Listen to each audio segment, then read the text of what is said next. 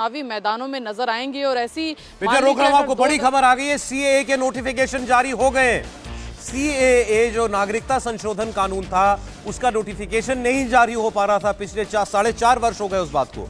अब वो नोटिफिकेशन जारी कर दिया गया है केंद्र सरकार की तरफ से, गृह मंत्रालय की तरफ से। ये जो उसके रूल्स हैं वो फॉर्म करके उसकी नोटिफिकेशन जारी की जाती है। तो सीएए का नोटिफिकेशन निकाल दिया गया है। मतलब अब देश में ये कानून तो पहले ही बन गया था, लागू भी हो गया है, ये प्रक्रियागत तरीके से लागू हो गया है।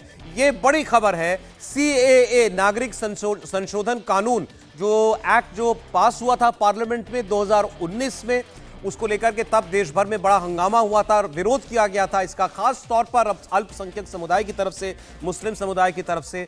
लेकिन सरकार ने उसके बाद बार बार अपनी डेडलाइन बढ़ाती रही कि अब अगले 6 महीने में जो है वो रूल्स फॉर्म कर लिए जाएंगे या नियम बाद में तय किए जाएंगे। होते होते लगभग 5 साल हो गए। अब चुनावों से ठीक पहले सीएए के रूल्स फॉर्म करके उसको नोटिफाई कर दिया गया है। फिर मैं सरल भाषा में आपको बता दूं, ये कानून पार्लियामेंट से तो पास हो गया था, लेकिन देश में प्रैक्टिकल तौर पर लागू नहीं हो पाया था। वो अब हो गया है, वो ये कानून अब लागू हो जाएगा। इसका सीधा संबंध मतलब ये है कि हमारे जो पड़ोस से लगते हुए जितने भी मुल्क हैं, बांग्लादेश, पाकिस्तान, अफगानिस्तान, खास तौर पर इन राज्यों में हिंदू, बौद्ध, सिख, इस तरीके की आप कह सकते हैं उसमें 4-5 धर्म हैं, उनसे जुड़े उन धर्मों के प्रताड़ित जितने भी लोग हैं, जिनको उनकी धर्म की वजह से प्रताड़ित किया जाता है इन देशों में, उनको भारत में स्वाभाविक तौर पर अब नागरिकता मिल जाएगी। वरना किसी देश का नागरिक बनने के लिए या भारत का नागरिक बनने के लिए एक पहले से प्रक्रिया थी, वो अलग अलग सिस्टम के तहत